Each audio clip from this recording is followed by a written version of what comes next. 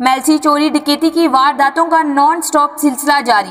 Transformer चोर gang ने आत मचा दी। सदर मरकजी अंजुमन ताजरान के भाई चैम्बर ऑफ कॉमर्स वहाड़ी के सदर का ट्रांसफार्मर भी चोरी।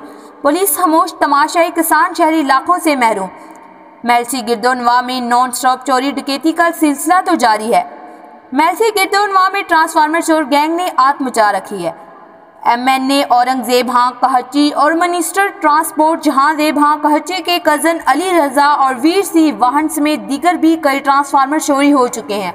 गुज़िश्ता रात मरकजी अंजुमन ताजरान शेख मोहम्मद सलीम के भाई चैम्बर ऑफ कॉमर्स वहाड़ी के सदर मोहम्मद नईम पाशा के फार्म हाउस साइफन रोड से भी ट्रांसफार्मर चोरी हो गया।